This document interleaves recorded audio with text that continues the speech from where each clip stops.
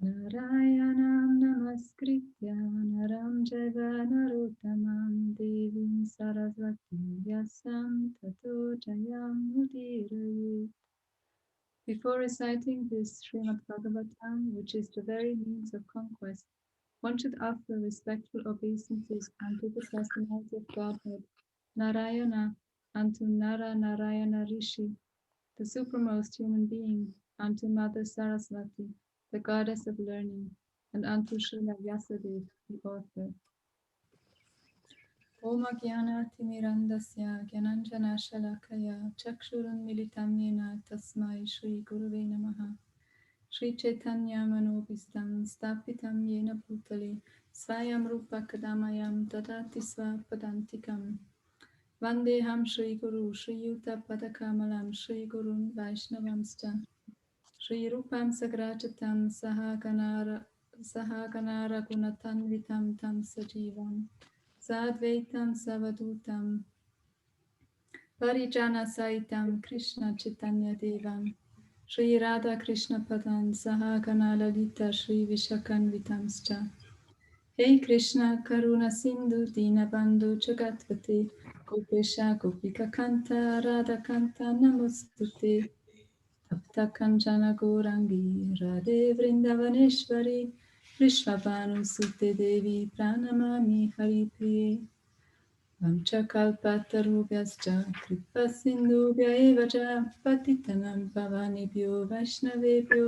Namo Namaha Shri Krishna Chaitanya Prabhu Nityananda Shri Advaita Gadadhar Shivasadi Gaura Bhakta Vrinda Hare Krishna Krishna Krishna Hare Hare Hare Rama Rama Rama Hare Nama Om Vishnu Padaya Krishna Prasthaya Bhutale Srimati Bhaktivedanta Swami Niti Namini Namaste Saraswati Devi Gauravani Bhagarini Nirvishesha Shravati Paschatya Desha.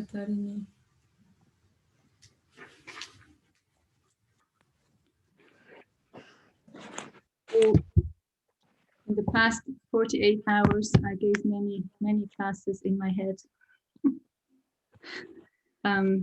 So let's see, I took some notes and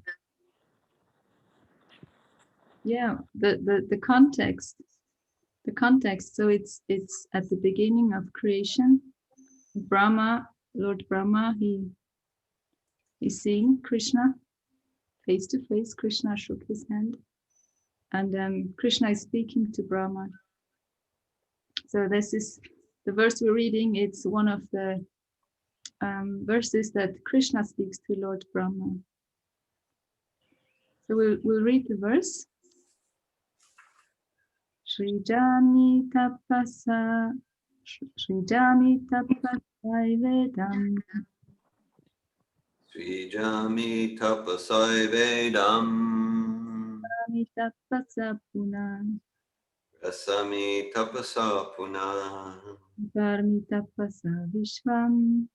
Vivarmi tapasa vishvam. Viryam meduscharam tapa. Viryam meduscharam tapa. Srijami tapasai vedam. Srijami tapasai vedam. Rasami tapasa puna. Rasami tapasa puna. Vivarmi tapasa vishvam. Vivarmi tapasa vishvam. Viryam meduscharam tapa. Viryame dushcharam tapa. Srijami tapasai vedam. Srijami tapasai vedam. Rasami tapasa puna. Rasami tapasa puna. Varmi tapasa vishvam. Vivarmi tapasa vishvam. Viryam meduscharam tapa. Viryame dushcharam tapa. Would anyone else like to recite the verse?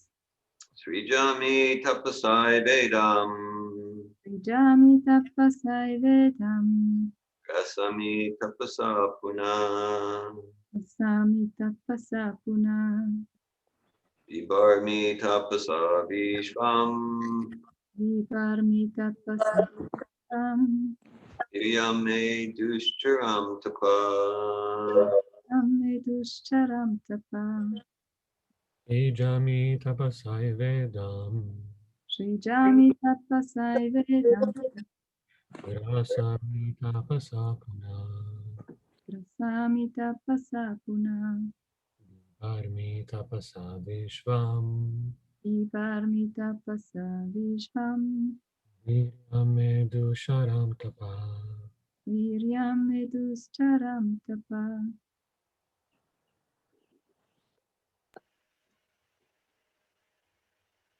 Sujami tapasa vedam. Srijami tapasai vedam. Rasami tapasa puna. Sami tapasa puna. Viparmi tapasa vishvam. Viparmi tapasa vishvam. Viryam me tushkaram tapa. Viryam dushcharam tapa.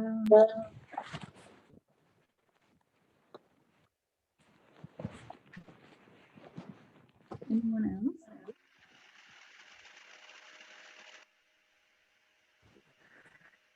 Okay. Word for word. Sri Jami. Srijami. I create. I I create. create Tapasa. tapasa By the same energy of penance. by the same energy of penance. Eva. Eva, Certainly. certainly. Idam. Idam, This. this. Grasami tapasa. Rasami tapasa. I do withdraw also by the same energy. I do withdraw also by the same energy. Puna. Puna, Again. again. Bibarmi. Vibarmi, Do maintain. do maintain. Tapasa. Tapasa, By penance. by penance. Vishvam. Vishvam, The cosmos. the cosmos. Viryam. Viryam, Potency. potency. Me. Me, My. my. Dushkaram, Severe. severe. Tapa. Tapa, Penance. penance. Translation. I create this cosmos by such penance. I maintain it by the same energy, and I withdraw it all by the same energy. Therefore, the potential power is penance only. Purport by Srila Prabhupada. In executing penance, one must be determined to return home, back to Godhead, and must decide to undergo all types of tribulations for that end. Even for material prosperity, name and fame, one has to undergo severe types of penance. Otherwise, no one can become an important figure in this material world. Why then are there severe types of penance for the perfection of devotional service? An easygoing life and attainment of perfection in transcendental realization cannot go together. The Lord is more clever than any living entity. Therefore, he wants to see how painstaking the devotee is in devotional service. The order is received from the Lord, either directly or through the bona fide spiritual master, and to execute that order, however painstaking, is the severe type of penance. One who follows the principle rigidly is sure to achieve success in attaining the Lord's mercy.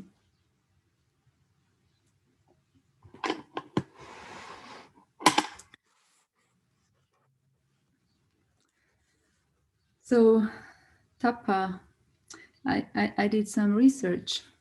I wanted to understand what is tapa, and I noticed there is a lot. In fact, almost everything in the end is about tapa. The choices we make in our lives, the things we do that we don't do, it's all about tapa. So I'm going to share some of what I found. And yeah, like as the context, actually, where we are in Srimad Bhagavatam already hearing Brahma's development, it's a perfect example of tapa. Like Brahma, he was created, and from what I understand, he wasn't aware of himself at first. He was sitting on the lotus flower for thousands or millions of years, not aware of himself. And then he became aware of himself, and he realized, oh, I exist. And what is my purpose? And he wanted to know, he wanted to find out. And he was really like sincere and urgent in understanding what is his duty? Why did he get created? And he understood that his duty was to create the universe, and he didn't know how to do that. And so in this prayer, he got an instruction. He heard the syllable, 2 syllables, tapa, and he understood. Okay, that's what I'm supposed to do, and he did, and he got a mantra. That's I'm not so clear on, but he got a mantra, and he chanted this mantra, transcendental mantra, and to the point when Krishna was satisfied with him, and Krishna appeared, and he saw Brahma. Lord Brahma saw Krishna face to face, and that's actually also our process, or ideally that's our process. That once we become aware that, oh, I exist, like small babies usually don't have this understanding of I at the beginning. They don't. Their consciousness is mixed with the mother or their surrounding, and at one point they realize, oh, I exist, I'm a separate entity, and they start to say, when they speak, they start to say I. First of many babies, they refer to themselves as their own name.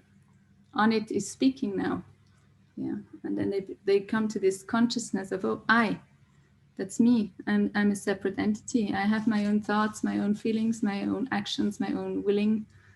And ideally, then we start to ask, why are we here? Why am I existing? What is this life about? What's the meaning? What's the purpose? And as we ask questions, we get responses. And we get to understand there's a process. And actually, what I read is that the essence or the goal of tapa is to see Krishna face to face. Like, so the essence or the of all our endeavors, ideally, if we want to come to a place of freedom from suffering and to love, and then the goal should be to meet God, to see God face to face. And I thought that's actually, I could say this 100 times or for the next half hour. The essence of tapa is to see God face to face. And that in itself is so, yeah, there's so much in that. So I want to take this apart a little bit. What the like different aspects of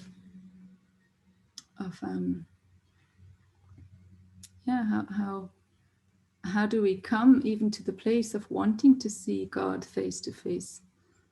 And what is it about faith? And what is it about actions that we come to that place? And that we come to the place of actually taking choices each moment in our life that bring us closer to God, bring us closer to this goal of seeing God face to face. So tapa, translated into English, it seems that tapa is sometimes translated as penance and sometimes as austerity. And doing all this research about tapa, I came to the understanding that I understand very little about what this word actually means.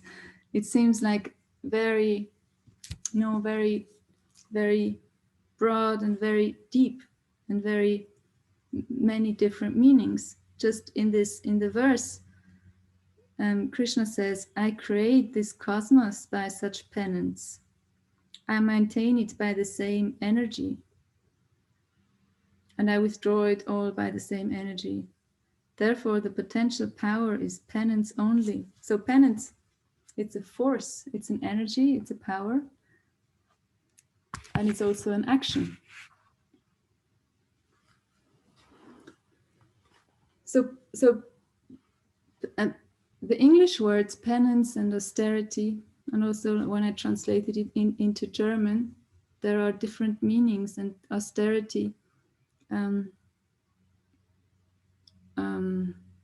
paraphrasing Dira Govinda, definition of austerity is giving up immediate sense gratification for a long-term satisfaction. So austerity means I give up something, like I give up eating lots of prasadam late at night, because I know that the next morning it will be easier for me to get up early. So that's like an austerity. Or I give up sleeping or snoozing in the morning for 1 hour or longer, because I know if I give that up, I'll be more present and awake and more satisfied, because I haven't wasted my time. And austerity, like I'll speak about this more, but it refers to, we can look at it in all our life areas. Austerity of the mind, like giving up thought patterns, giving up mindsets, how things should be, how the world should look like, or how I should be, or giving up self-defeating beliefs about ourselves.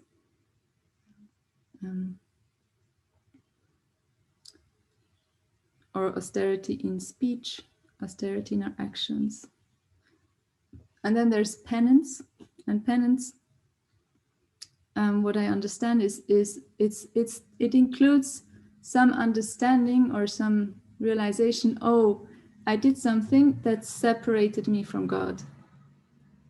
We can call it a sin. I committed a sin. I did something that is not God's plan for me. Like God's plan for me is to, or for all of us, is to realize that we are spirit souls, that we're servants of Krishna, and that we are most happy if we're back with him, in connection, in relationship with him. And so whenever we move away from that path, that's called a sin. That's my understanding of what sin means. So penance is realizing, oh, I did something wrong. I moved off this path. I did something that created more separation. And I want to make up for it. So that's also one meaning of tapa. And we can see this in, actually the first thing that came to my mind was to amend. Like looking at transformative communication, we have the 5 A's. Like we make a commitment and we break it. And then we have the 5 A's as a tool to re-establish trust and integrity, and our integrity, trust in ourselves and others in us, and to re-establish the relationship. And that's like the last part of this 5-step process, which it is a process, and it's also a natural I don't know the word. Like it comes naturally. Like when we realize, oh, I made a mistake and someone got hurt because of that. And actually, if I look at what led to me not keeping my word, it's not really it doesn't make me feel better. It actually brings out natural remorse. And I want to do something to make up. So to amend, penance is a way to amend. And it's described that we all perform penance, and austerity, we all perform tapa. Either voluntarily, like from a conscious choice. And if not, if we don't, then it's by force. It's described that we perform tapa by force. And thinking about it, I was, like we can make a conscious choice to give up something that's not healthy or not supporting our development of love of God, connection to God. And then that's a choice. And we can also, and if it happens by force, it's like unconscious. We're not making a choice. We're just following some kind of unconscious belief, or maybe it's a conscious belief, but it's not a sattvic belief. So then it's by force. Then we're under the laws of the material nature. And so it's about, like I said at the beginning, tapa includes almost anything, really, anything we do, activity, and what kind of activities. So we have choices every moment. We have so many choices: what to think, what to say, what to act. And these choices, they result in either, like very simplified, but either moving closer to God or moving away from Him. So that's the choice we have.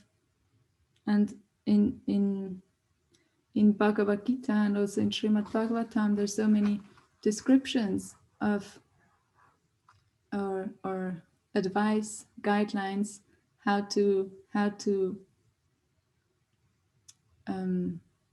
structure our life in a way that every moment becomes a moment of moving closer to Krishna, creating more connection.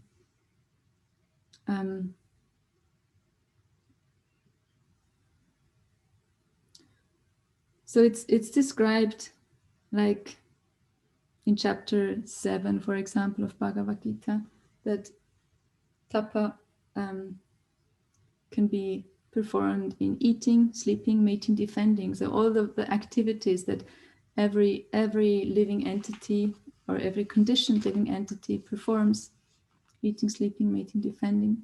There are austerities, penances recommended. Like it's this, the scriptures, they are like recipe books. Like if we want to create a menu that means connection with Krishna, then we can follow the recipe book. So there's recipes for how to choose, or how to make choices in our eating, for example. Yeah, we have the description about the gunas, the modes of nature, that depending on in which mode we are, either we create more entanglement, more confusion, more problems, or we free ourselves from entanglement.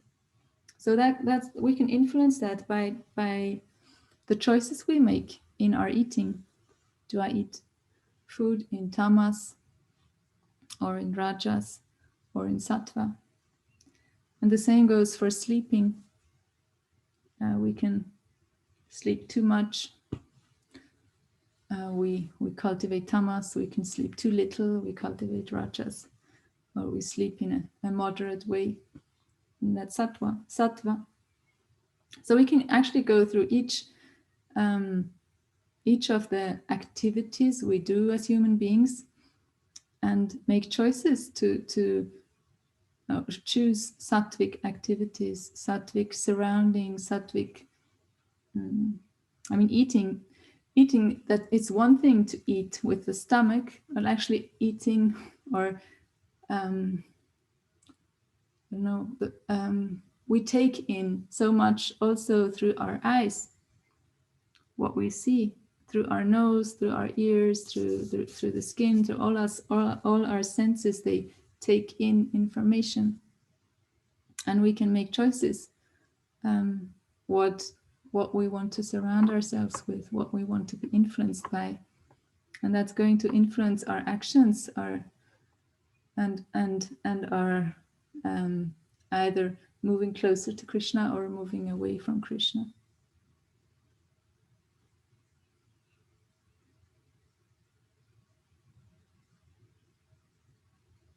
And if we look at tapa as penance,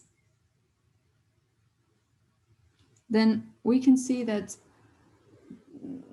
actually the first thing that came to my mind with penance was there's a beautiful painting. I forget the name of the artist, like in the Baroque age, and he was and it's a painting of a little girl, and she's praying, and it's called Penance. So we can see in every religions there's penance. There's either making a pilgrimage, or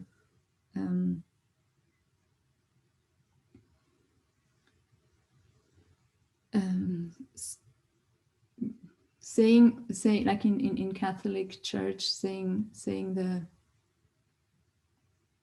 I don't know the word in English, when we confess, like making a confession, and then the priest says, okay, say so many Hail Marys, or so that's penance, and we can find that in all religions.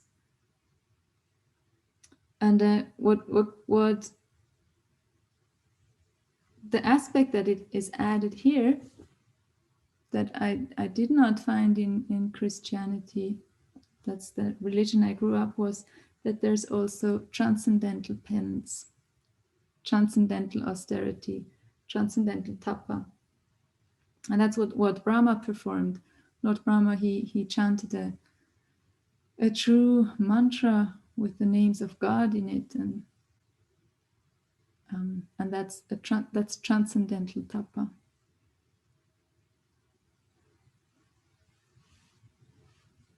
So it seems we lost dear Govinda.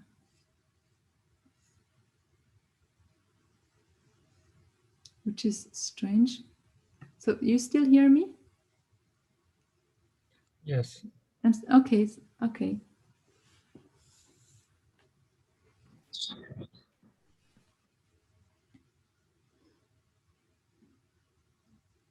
Yeah, so this transcendental tapa,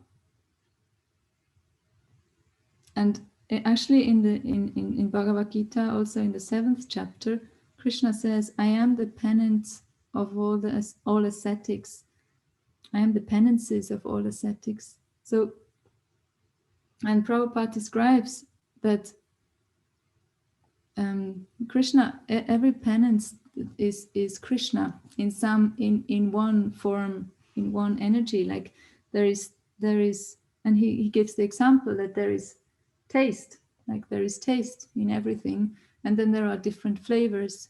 So also, and the taste is God. He says taste is God, and so there are different flavors. There's sweet, there's sour, there's salty, there's mixtures, and then everything is taste. And so also penance. Krishna says, I am the penance. So he is,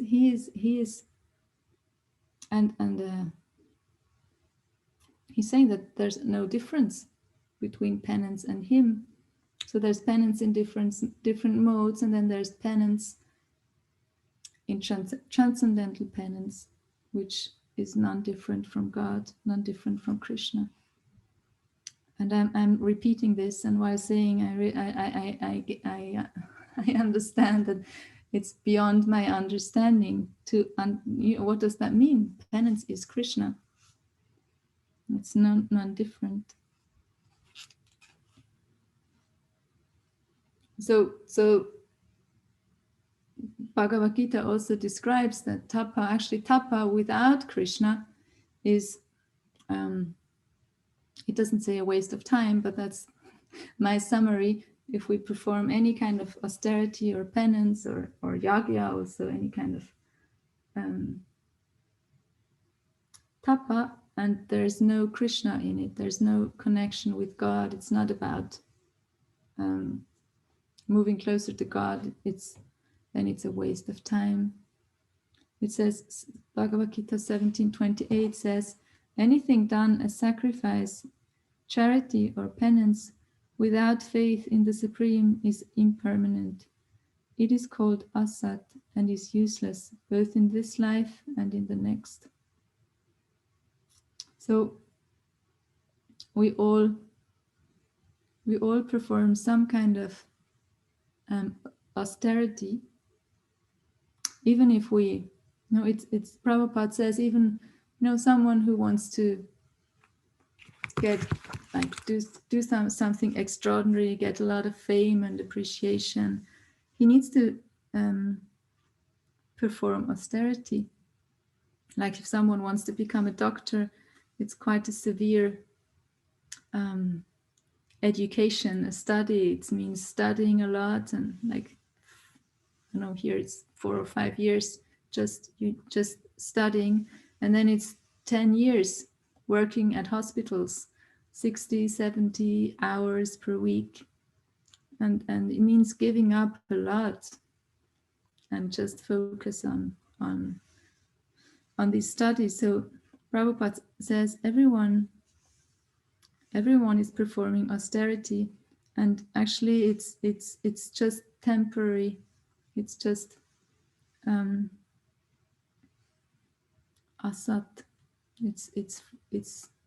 It's useless. There's no knowledge, true knowledge or eternal knowledge in it, and it's going to keep us in the cycle of birth and death. It's going to keep us attached to this world.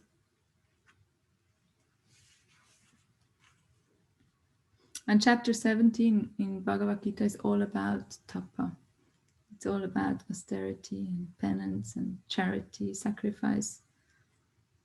And it describes it in the different modes. And what I find very fascinating is how in chapter 17 the connection is made to tapa and faith, and how important the role of faith is in all our activities. So where we put our faith, that's where we're going to be active. So if I believe, if my faith is in vegetarianism, I'm going to eat vegetarian. If my faith is we can only get protein from meat, we're going to eat meat. We're going to make that choice. And so there's a lot of importance on faith and what we believe in, and that we have so many unconscious beliefs, unconscious faith that we follow, or we have ideas or thought patterns, thought frames that are actually not aligned, don't lead us closer to God, and we're still acting on them because we're not aware of it. So there's so much confusion in our consciousness. Like we hear so many things, and we heard so many things as children, and it all gets stored in our memory, in our consciousness, and then we act on that.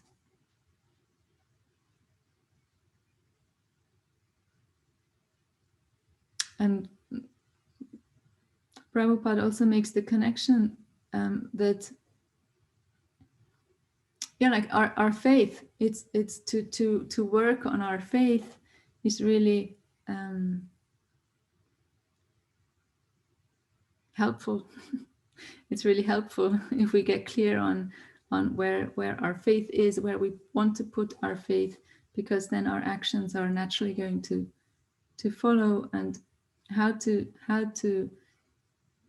form or perhaps purify our faith is to hear from a spiritual master, to choose a spiritual master that we already have faith in, or we want to grow our faith in, and that we follow the orders.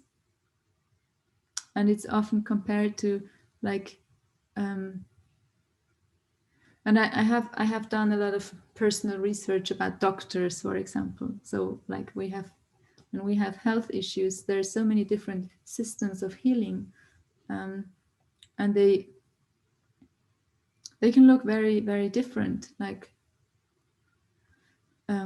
one illness can be described from different perspectives. And so if we want to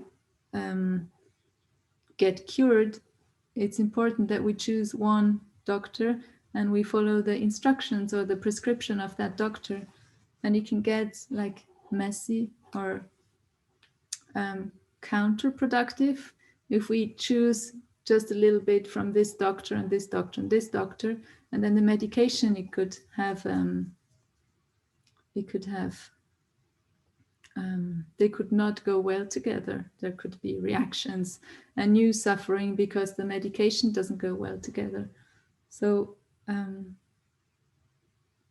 yeah, so Srila Prabhupada mentions the importance of choosing a spiritual master and then following that spiritual master's instructions, like and it can be any bona fide spiritual master. Like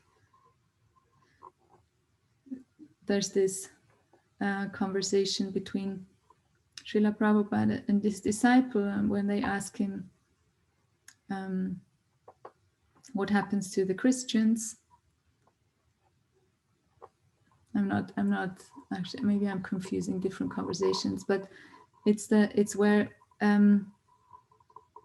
Prabhupada says there's nothing wrong with Lord Jesus' teachings. The problem is that the Christians, they are not following his teachings. That's why they're not developing love of God.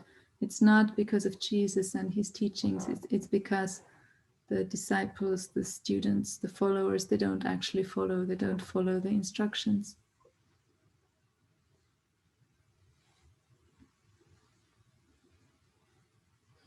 And yeah, that also brought me to thinking about, well, what is Srila Prabhupada's teachings? What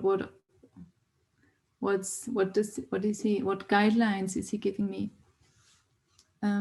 And so he gives many guidelines, and the main guideline is to chant regularly, daily, and to follow the 4 regulative principles. And it was interesting that thinking more about the regulative principles, that's for me an example of, okay, it's an action. So okay, no eating of meat.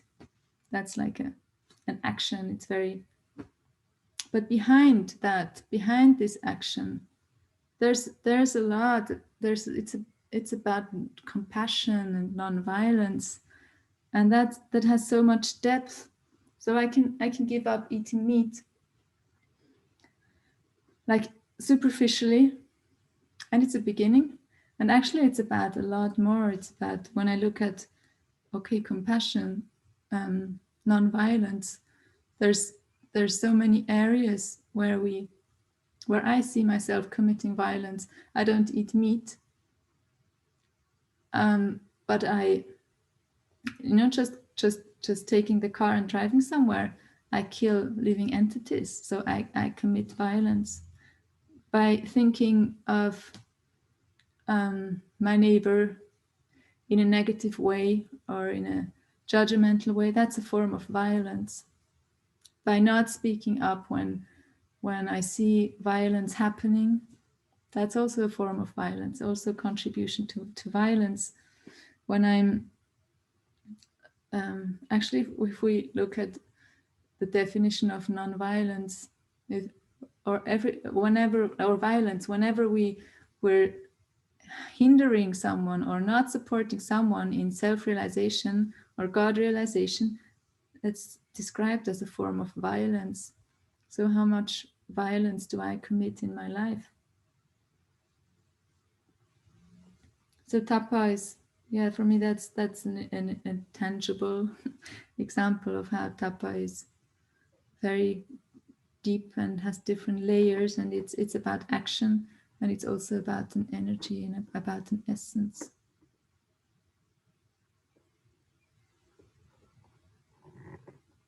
And so there's tapa without Krishna, which is described as useless, as a temporary. Maybe it's a nicer way to describe it. It's temporary. The results, they're going to be results, and they're going to pass again. And then there's tapa with Krishna in the center, with God in the center, and that is described as eternal. So Lord Brahma, he was performing tapa, chanting a mantra, meditating on Krishna, and that's described as eternal. It's the same as devotional service. So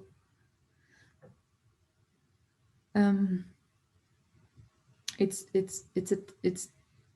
seems like, I don't know, maybe I'm wrong with this interpretation, but so there's tapa on the material platform, which either brings us closer to Krishna or separates us further from Krishna, and then there's tapa in the transcendental tapa, where the connection with God is already there.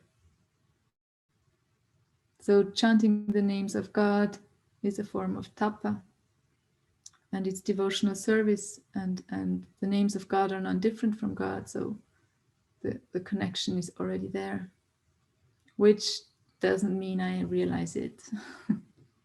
That's like another story.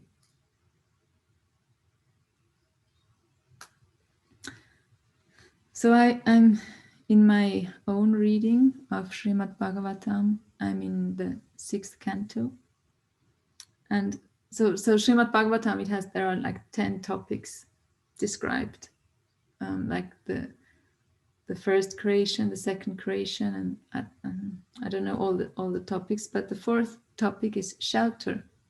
How sheltering Krishna, sheltering God, protection in God, and it's interesting because King Parikshit, he asks, actually at the end of the 5th canto, Sukadev Goswami describes about the hellish places that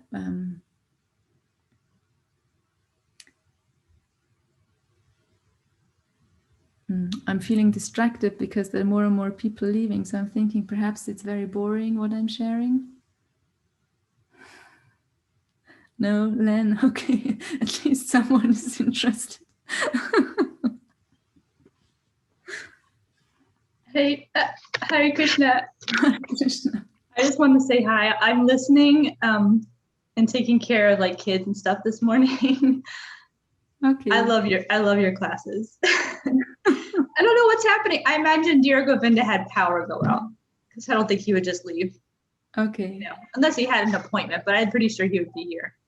I'm just wanting to say hi. Thanks for your encouragement.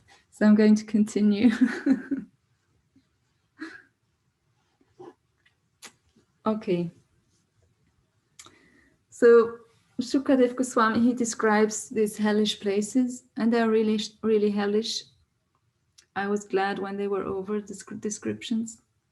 And Parikshit seems to be shocked too. He says, well, how can we be saved from going to these hellish places where, like, human beings, persons, people are boiled in oil or thrown off the cliff or like just really tortured, and Parikshit wants to know how can I and anyone else be saved from going to these hellish places. And so Shukadev Goswami responds by tapasya. So by performing tapas, we can be saved from these hellish places. And he says, true tapa is Vedanta, enlightenment in perfect knowledge. Actually, Srila Prabhupada says that. He says, true tapa is Vedanta, enlightenment in perfect knowledge. So when we get perfect knowledge, we can grow our trust and faith, put our faith there, and that will influence all the choices we make. And he continues to say that actually this life as a human being, we're meant to use this life to get free from all kinds of faiths that bring us into suffering, that make us suffer, that bring pain, to use this life to return back to God, to return to God consciousness, even before the time of death. And he explains, or he shares the example of Ajamil. And Ajamil, he was a Brahmin, very pious person. And then he got attracted to a prostitute, and he married her, and he had children. And he became very fallen. He did, he became a criminal. Like he did criminal things to earn money and to support his family, and he completely forgot about God. And he had his youngest son was named Narayan. And so when Ajamil, at the end of his life, he was on his deathbed and he was suffering, and he was like, his soul was just about to leave his body. And then the Yamadutas appeared. Yamadutas, the servants of Yamaraj. Yamaraj is Lord of Death. So the Yamadutas came, and they wanted to take him to a place where he performs penance for all the things he did, like the bad things he did in his life. And Ajamil got very scared, like they look very ghastly. And so Ajamil, he got scared. And at these moments, the Vishnu Dutas appeared, and the Vishnu Dutas, they're the servants of Vishnu, and they come to take the soul back to the spiritual world, like when the soul is pure, or is ready to go back to God. And so the Vishnu Dutas came, and they said, no, to the Yamadutas, no, you cannot take this soul, this is ours, we're going to take it. And the Yamadutas, they are very confused. They say, oh, but like this is like a really sinful person. We need to take him and force him to do penance. But because the Vishnu Dutas are servants of Vishnu, they have more saying. So they take Ajamil. Actually, they don't take him, but Ajamil. And the reason why the Vishnu Dutas came is because Ajamil, on his deathbed, he was calling out to his son Narayan. He was calling out Narayan, Narayan, and he wanted his little son to be close to him. And Narayan is a name of God, it's a name of Vishnu, a name of Krishna. And so Sukadev Goswami brings the example of Ajamil because to explain how powerful it is to chant the names of God. So Ajamil was not thinking of God, that was like far away from his consciousness, but he was chanting the name of God, thinking of his son, but it was the name of God, and the name of God is not different from God. So Shukadev Goswami wants to illustrate the power of chanting, and that this is even more powerful than any kind of, it's the most powerful tapa, to chant the names of God.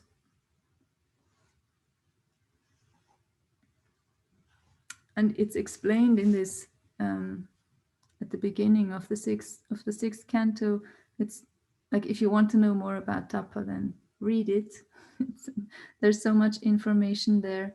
And this chanting of the names of God is transcendental tapa. So it's devotional service. So there's this, we looked at tapa in the different modes, and it's explained there that this performing tapa in sattva is of course very beneficial, and it's going to decrease our suffering. Our suffering is going to get less, pain is going to get less, and chances of realizing God is and realizing ourselves as servants of God, they're higher when we're in sattva. Yet any tapa performed on the material plane is not going to remove the root cause of our entanglement or of our condition. And the root cause is described as our material desires. So the material desires, they are not going to be removed by cultivating sattvic habits in eating and sleeping and mating and defending. It's not going to free us. The desires, they're going to remain. And it's described how transcendental tapa, so chanting of the holy name or devotional service, that can actually remove the material desire, or this desire for material or satisfaction through material senses. So it's the most powerful tapa.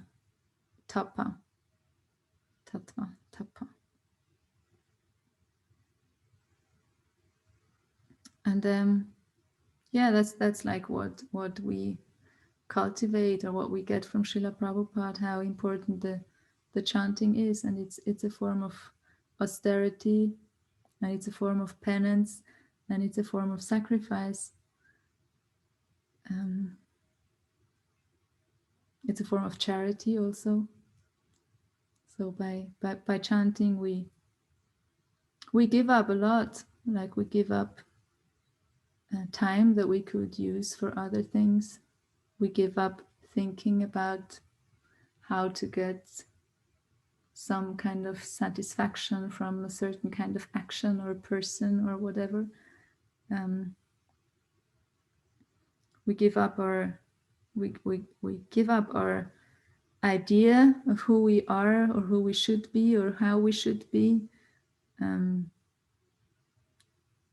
my experience, I give up, or I'm forced to give up my idea what life should look like, or what the world should look like. I give up my ideas of God, how He is. Like my idea of God was He's just nice, and everything's love and peace and harmony. And of course everything is love, peace and harmony from His perspective, but that His love, peace and harmony can look like war to us here. And so I'm in a process of giving up my ideas, my images of God that are limited, that are excluding things that exist. It's a form. Chanting is a form of penance. Like I realize a lot in chanting, and I get to understand how little I understand, or I get to see that, oh, I thought I was so advanced, but actually, in fact, I am not at all advanced. I get to see wrong I did to others, or that I still do to others. I get to realize, oh, like I thought I was quite a peaceful person, until I realized that not speaking up when something wrong is done to someone is a form of violence. I realized I am quite a violent person because I'm too timid and too scared to speak up. So chanting is a form of penance. I realize my choices that lead me away from God. And then if all things go well, I feel sorry, I regret, and I find a way to make up, or I feel inspiration to chant more. So it's an austerity, it's penance, it's sacrifice, it's a charity. Like it's whenever we chant, I hear that from Srila Prabhupada. When I chant loudly and other living entities here. The chanting, like this chant. Here's a lot of chanting. It's beneficial for the soul of this living, for this plant, and it's a form of charity. I give something to other souls when they hear chanting, when they hear kirtan. And in the 6th canto, in the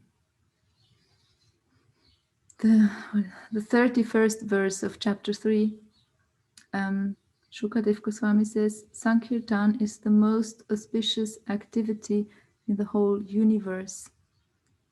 And I find that quite amazing. That we're here.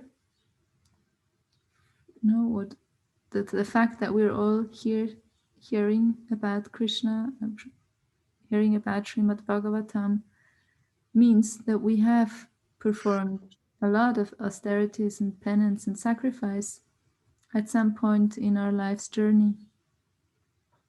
And many lives.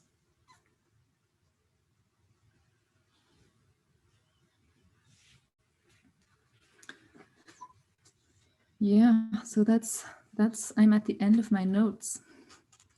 So I'm curious to hear your questions or sharings or comments,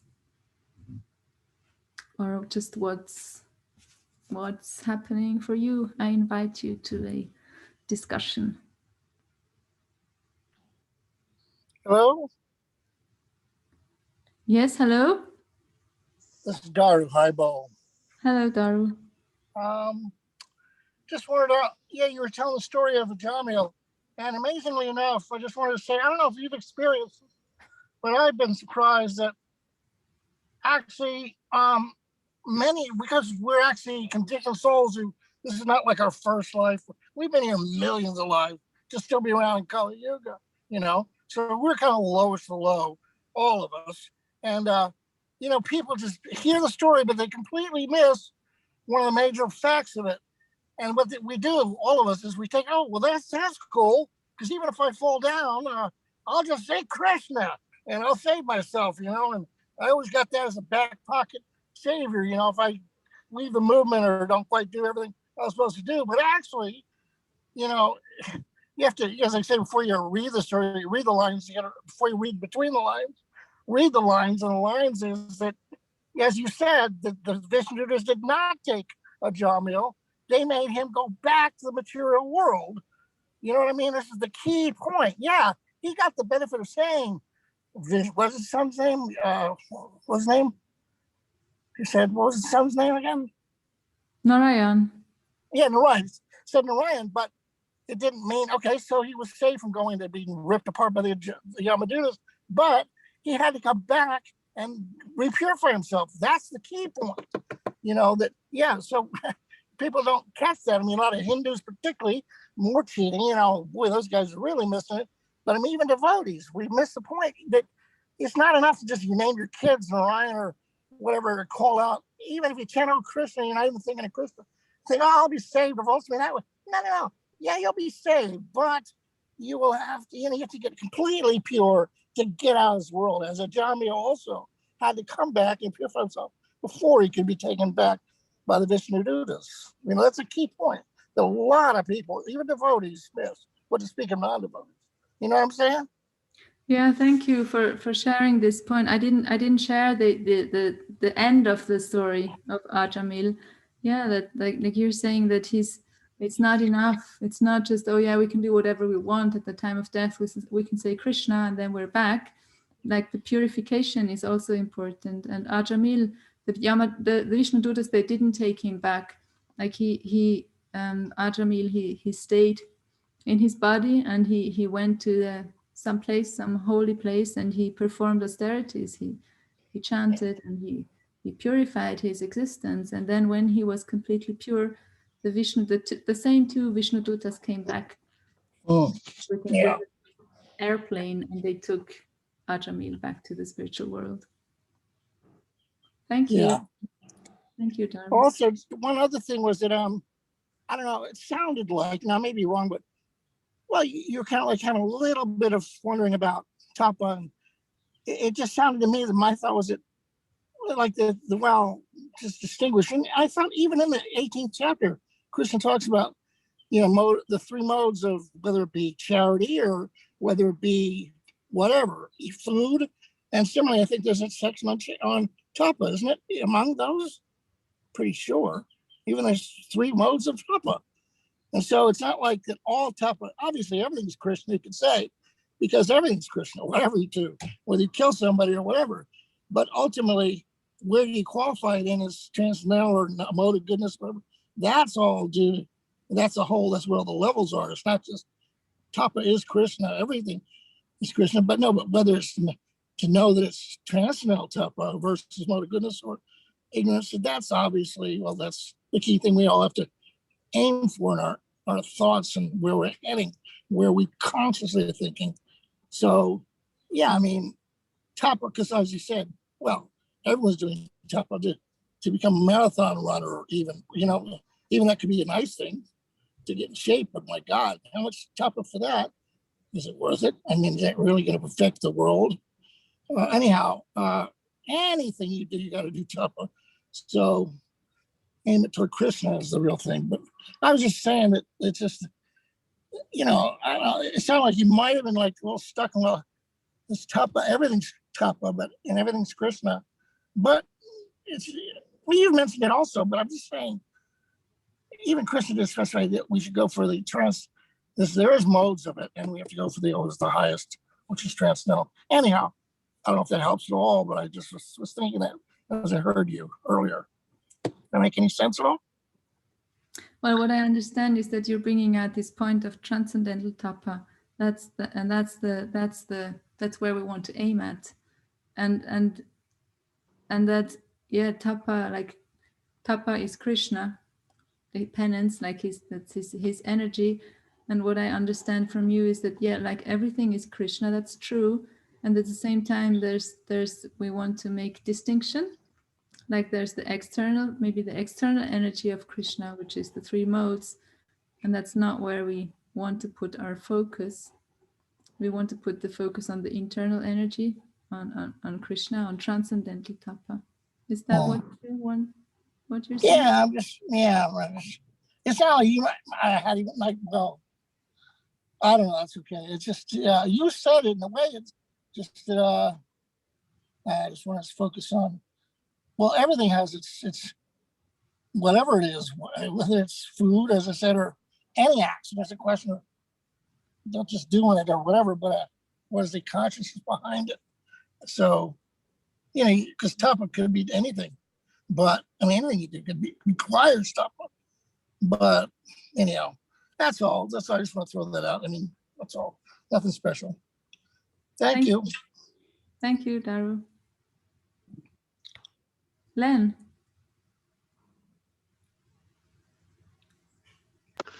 Hi, Hare Krishna, Anandini. So I have one appreciation and one, I guess, question. So I really did appreciate you talking about the regulative principles, specifically meat eating, and then taking it a step further, like that's a springboard into just generally having a nonviolent attitude and having compassion to everyone, not just cows, and not eating the meat of cows, but taking it into your own life. And how am I treating my fellow humans? How am I being compassionate to my children? Am I killing ants as I'm walking on the ground? I mean, it's just a springboard. The regulative principles are just a springboard to higher realizations, I guess, And so I appreciated that aspect of the regulative principle that you brought up about meat eating. And the second thing is that, in the verse, text 24, Krishna says that by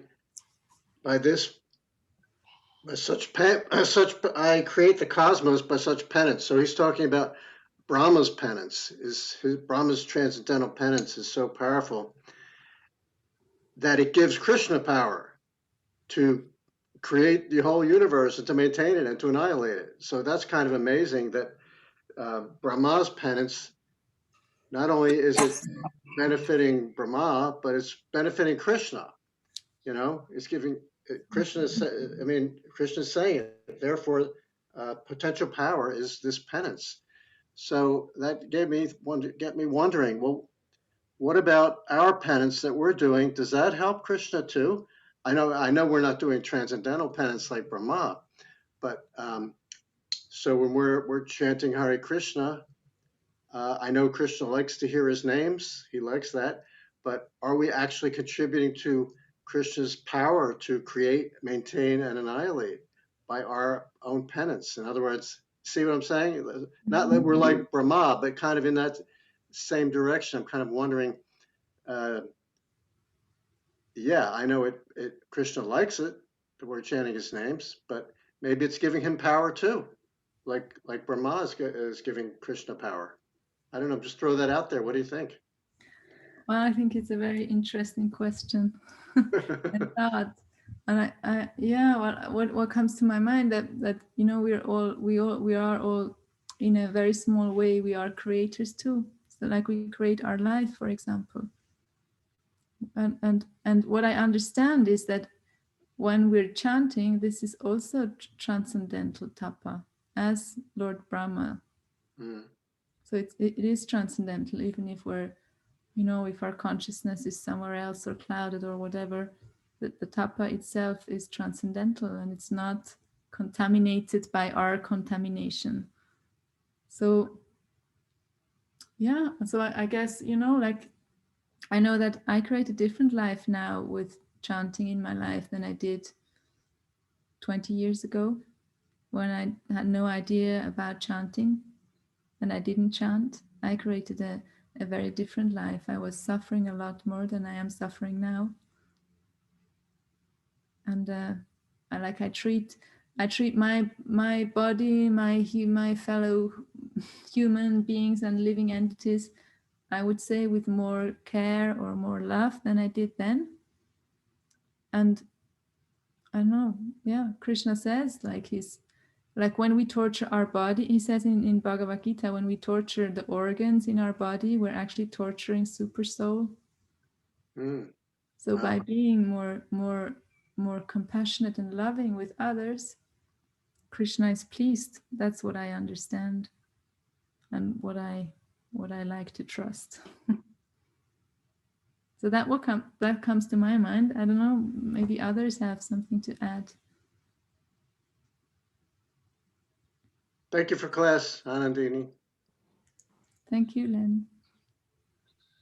Actually, you reminded me of your talk was nice on when you were saying, yeah, when how we help others think of others, and do we say anything like? And so what made me think was like we're causing violence. Like I was, you know, let me ask you, Anandini, now, have you heard of George Floyd? Does that name mean anything to you? No, I don't think so. Well, he's very famous to everybody. Like in America, he was killed by the policeman up in Minnesota. You hear about that incident? I just had the file. The policeman who killed him was found guilty of murder. It's like one of the rare times that finally they did something about it. But fortunately, it was on video for 9 minutes. The guy was pressing his neck. The point is that it was so helpful to the world that so many white people all over the world, and soccer players in other countries, your country and all, would actually protest about this death because finally people waking up and saying, no, this is horrible. They're killing people for no good reason. And so unfortunately, I appreciate that very much, but and it's like going along with your idea, we need to speak up. Otherwise, it's also violence if we don't say anything. The fact that finally now protesting it is helping. But unfortunately, most of these people protesting are also meat eaters, and they don't see how we should protest that too. But at least they're beginning. You know, they're caring about another race of people. And that's all very good. But I wish they also saw how many simple animals are getting slaughtered every day just for their tongues. It's unfortunate they're not ready for that yet. But anyhow, I do appreciate still we should try to, be helpful to people, make some progress by In other words, I'm not saying we should join the protests like those people, but although again, there's all different levels of that too, just like Tapa. And so we, just like as I said, if you join Hare Krishna, you don't have to join the anti-meat eating movement. No, we already are doing that. We don't have to join the causing pain to other races because we're already doing that. That's what's wonderful. You join Krishna, you're already on the right side of all these things. Yeah, that reminds me of this, that I quoted Srila Prabhupada from the 6th canto, where he says, like, tapa, real tapa is having transcendental knowledge. So in Krishna consciousness, like putting our faith in Krishna, then that's perfect because it includes the well-being of everyone. Yeah. Okay. Right.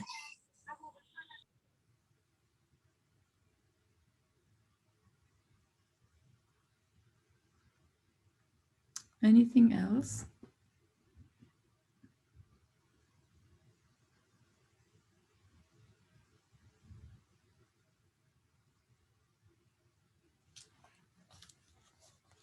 Okay, so I'll read the verse again.